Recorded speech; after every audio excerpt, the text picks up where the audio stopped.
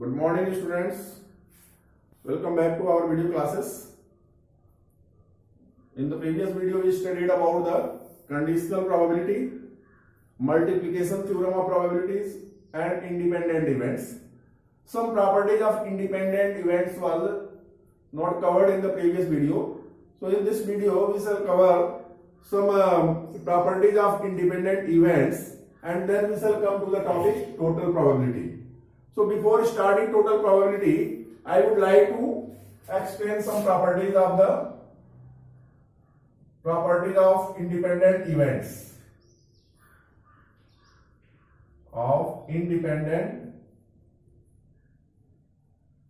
events.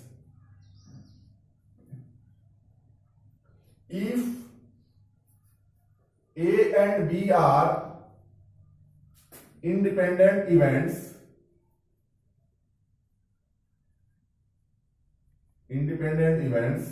then A and B complement is also independent. A complement and B, and third one, A complement and B complement are also independent. This is very important properties. If suppose A and B are given events and these are independent, then we have to keep in mind that if A and B are independent, probability of occurrence means of A intersection B will be PA into PB. Then PA intersection B dash will be PA into PB dash. PA complement intersection B will be PA dash into PB, and A complement into B complement also will be the independent events. So the properties of independent events can be applied easily on this also. So that we should know. This is very important points. Then now we shall come to the total probability.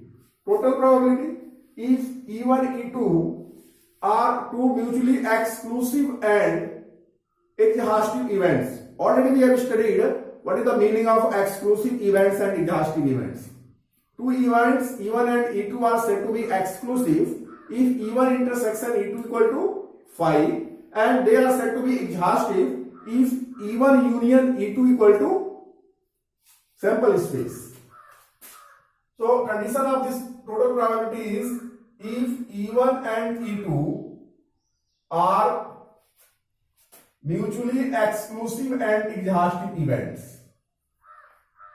Mutually exclusive and exhaustive events.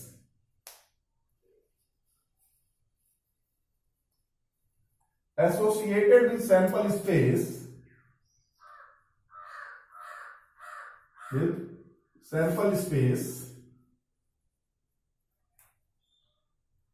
and A is any event associated with the same sample space, then probability of occurrence of A, PA will be nothing but P E1 into P A by E1 plus P E2 into P A by E2.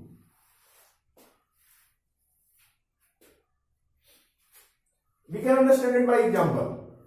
Suppose there are two bags.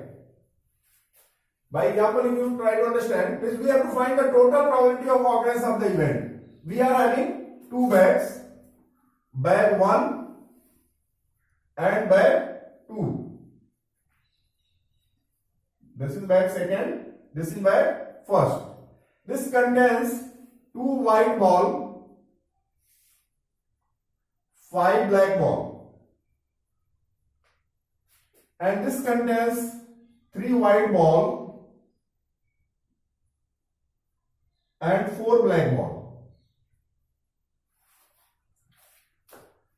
What is provided to us? We are provided with 2 bags. And what these bag contains? First bag contains 2 white ball and 5 black ball. Bag 2 contains 3 white ball, 4 black ball. And if it is given a ball is drawn at random, then what is the probability that it is white ball? Means we have to find the total probability of getting the white ball, whether it comes from bag A or it comes from bag B. That doesn't matter. Only the condition is it must be white, total probability of getting the white ball. So we have drawn the ball at random. A bag is selected and a ball is drawn at random. And what is the condition or what is the probability that it is the white ball? So first we shall see what is the probability of selecting the bag.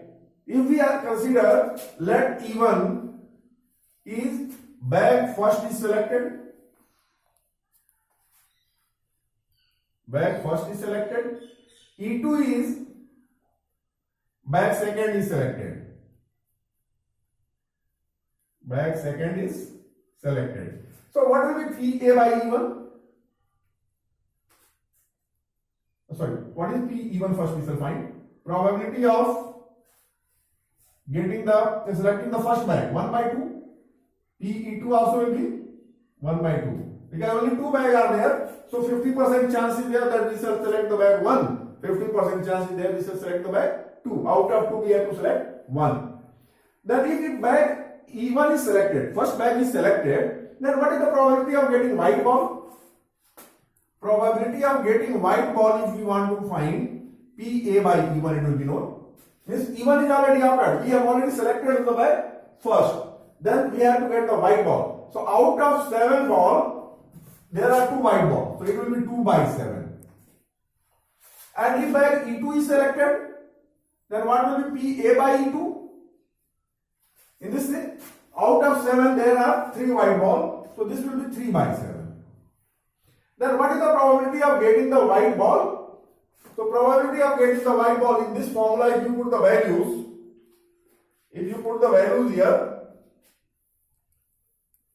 easily you can get. Probability of getting the white ball is PE1, that is 1 by 2 into PA by E1, 2 by 7. Plus here PE2 is 1 by 2 into 3 by 7. So this becomes 2 by 14 plus 3 by 14. This becomes 5 by 14. So in this way we can find out the total probability of getting the white ball. So this is the formula for total probability of getting any events. This can be generalized also. I have taken only 2 events, E1 and E2. Suppose if the number of events are there, E1, E2, E3, E4, E5, E6, then it can be generalized. PE1 into PA by E1 plus PE2 into PA by E2 plus PE3 into PA by E3 and so on likewise. Then now we shall come to the next important topic, that is the Bayes theorem. Bayes theorem is little bit contradictory or the opposite of the conditional probability. Just see how it is. We shall understand it by the same example, Bayes theorem. But before starting the Bayes theorem,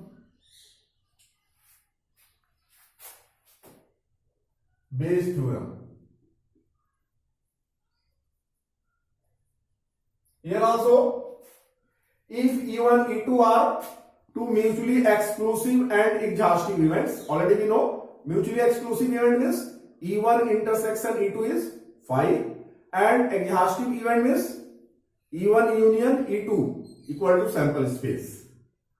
So if E1 and E2 are mutually exhaustive events,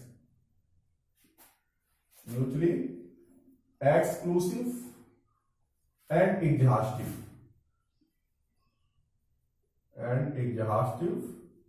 events, then probability of occurrence of any event A is any event, then PE1 by A will be equals to PE1 into PA by E1 upon PA. PA is total probability of occurrence of A. Already we have studied PA will be equal to, this is equal to PE1 into PA by E1 plus PE2 into PA by E2. Or directly we can write this PA. Now we shall understand by examples, right? Very slight difference is there in the both the cases. As in the first case we saw, there were 2 bags. Again I am taking the same example. Bag 1 and bag 2. Bag 1 contains 2 white ball, 3 black ball, or 5 black ball. Here 3 white ball, 4 black ball.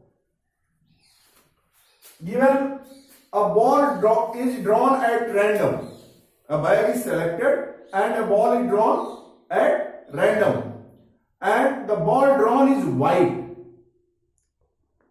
What is the probability that it has come from the first bag, or what is the probability that it has come from the second bag?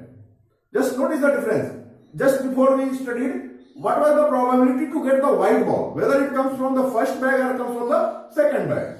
Here it is given, it is white. So what we have to find? We have to find that what is the probability that it has come from the first bag. Means we have to find, if we consider E1, bag 1 is selected, then what will be E1? E1 will be 1 by 2. What is E2? E2 is the event. Bag 2 is selected.